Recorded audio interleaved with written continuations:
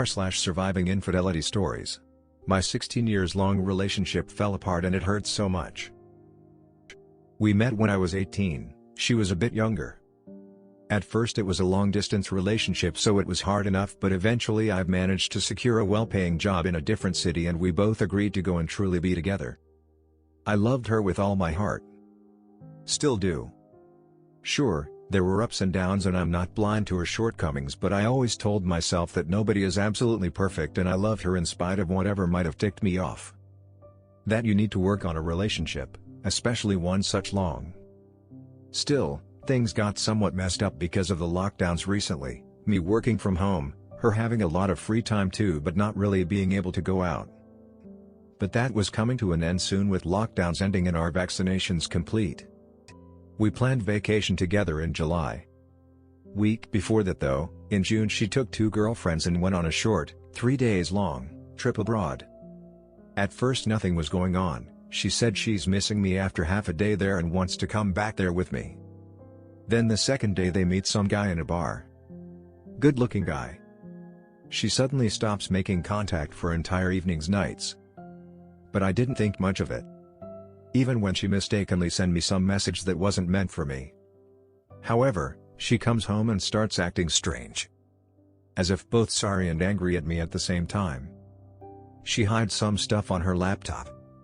She's with me in bed but staying up very late messaging with someone with her phone turned away from me. It went like this for a couple of days and I started to feel something might be up. I went through her laptop. I find messages she sent to her friends about kissing a guy, touching. All excited and almost proud of herself. When one friend asked her if she's remorseful, she just said that she regrets nothing. That she wished she wasn't on her period. And then messages with him. Him trying to get her to bed immediately. She refused for now it seems. But kept writing to him when she got back. Things about kissing and falling in love and promises of coming back. Shattering. So I confronted her about it when she got back from work. She was sorry and remorseful for about 3 hours before relenting when I told her to go, stay with a friend or something. I gave myself some time to think about what happened, but suddenly I got really scared that I just basically send her away to be able to talk with this guy all she wants.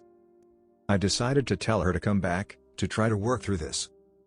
But this was just a beginning of what was supposed to be a 2 months long festival of lies and mental torture. She wasn't showing any signs of remorse. Avoided having any conversations about what happened. More and more she would find reasons to leave the house. Started taking care of her looks, buying new clothes. Still acted suspicious with her phone.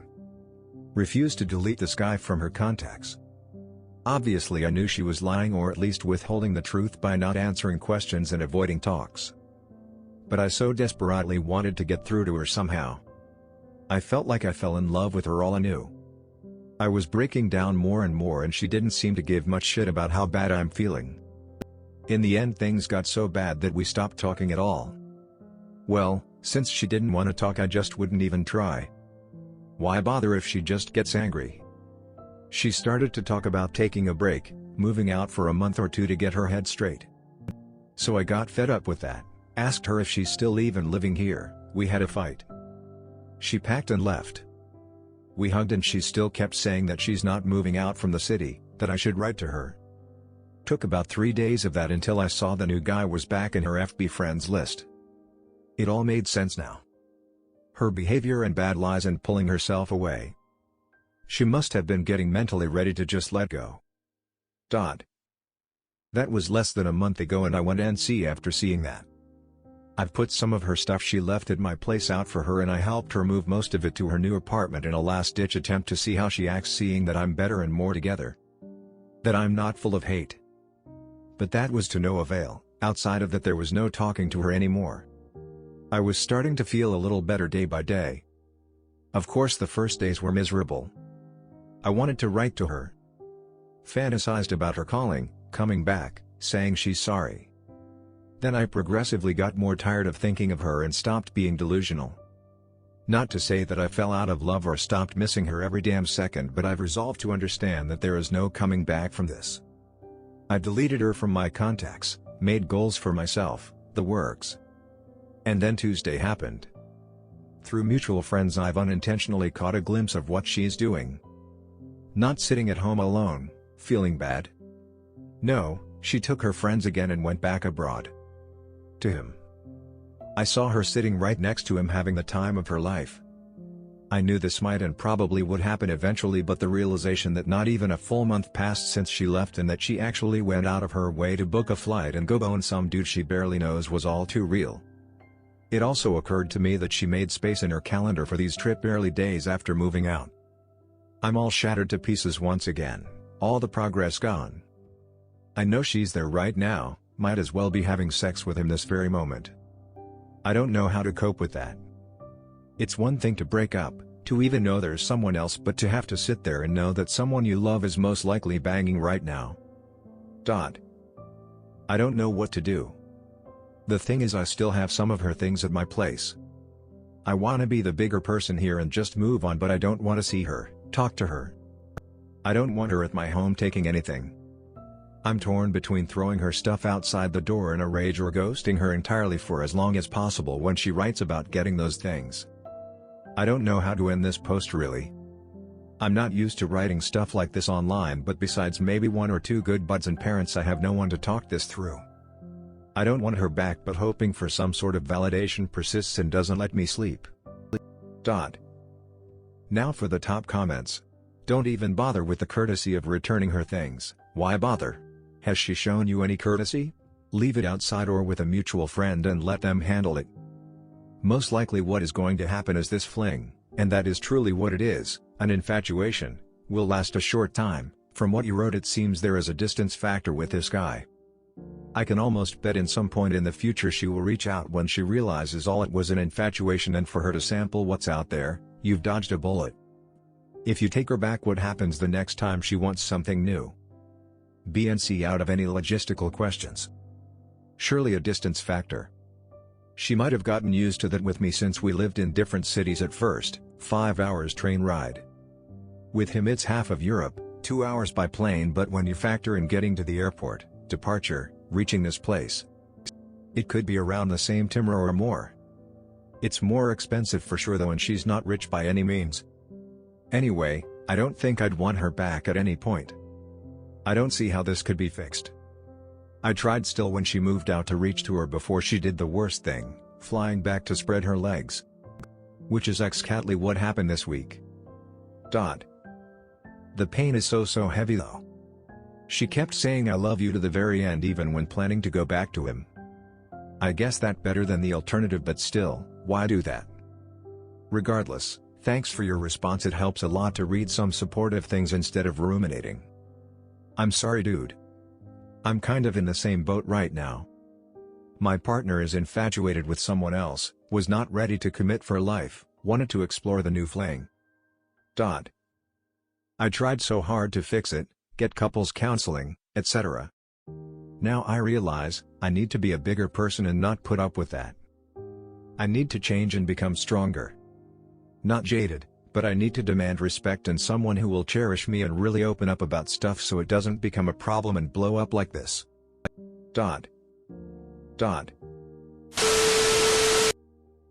Now for the next story. They're a happy family now, X and his AP. My ex, 27 meters, is dating the woman, 28F, he cheated on me with knocked up. We broke up a little over a year ago. However, I had the urge to view his social media recently. I guess to take my mind off of someone else. So, I unblocked him, and the first thing I saw was his mom posting about how happy him and his girl, App, are together, how they're great parents, good together, and lucky to have each other. To top it all off, she mentioned that she never cared for his ex. Me, but she truly loves his AP. I guess relationships built off infidelity can work.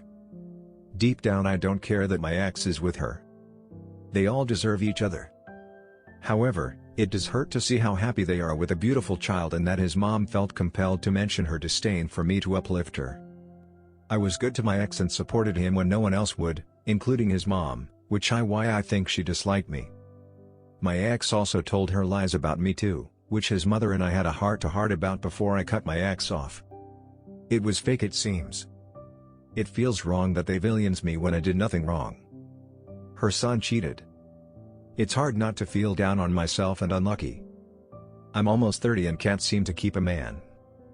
I want a happy family and a mother-in-law that's glad to have me in her family. Dating someone else finally opened my eyes about how wrong he was for me. No, the cheating pregnancy wasn't enough, sadly. I dated someone 2 months after I cut my ex off. We dated for almost 4 months. He pursued me, but I really liked him. He treated me in ways I never experienced. He took care of me, all his choice.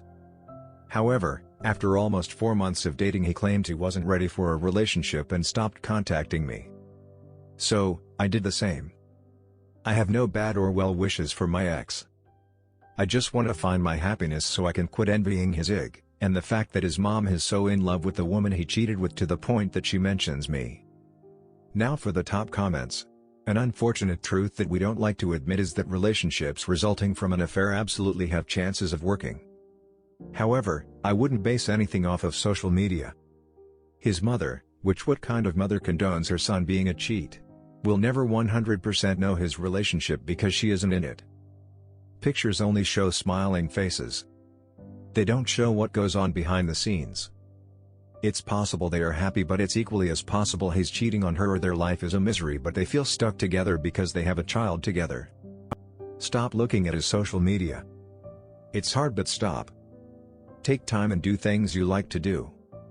Go on multiple dates with different men just to meet people. Pursue something that you couldn't while you were in a relationship, like a degree or new job. Do things that make you happy. And I didn't meet my fiancé until I was 29. I'm 31 now and he's 35 now. You're still young and love will find you when you least expect it. Social media is interesting because it allows us to pick and choose what we show and how we show it. Oftentimes we focus a lot on what we show, but not actually how we show it. I didn't see the exact post, but based off of what you said, it sounds like a mother giving a son advice, reassurance more than anything. See how happy you guys are. He's most likely complained to her about some sort of depression, as raising an unplanned newborn with a woman he was sneaking off with isn't exciting. It's a lot more work now considering he's permanently connected to this woman. Never cared for ex. There's no doubt she's trying to build a sense of security with the new girlfriend. Remember, she is permanent now, she has his grandkids. It's hilarious that the one thing they all agree on is they dislike you. Despite having an entire fucking baby, they still has time to include you in the post. I hate posts like these because they're reassurance laced as compliments, which is great in person, but online anyone close to the situation can look at a post and see how fake it is. But I wouldn't take it personally. She is permanent now, even when the stress undoubtedly causes him to cheat again. She's the one with the kid that has to deal with it. You know how you know it's all BS? Because she had to go out of her way to insult you instead of focusing on them. It's a clear try-hard approach to prove that what they had is real and justify their affair. You should just laugh that you still occupy real estate in their heads for no reason. Let this one blow up, but keep moving on with your life. Horrible meal with an affair baby is a terrible recipe for relationship success. There is no doubt they will be splitting custody at some point. But put it behind you as focus forward. There's nothing in the past but suffering, so focus on healthier and happier relationships.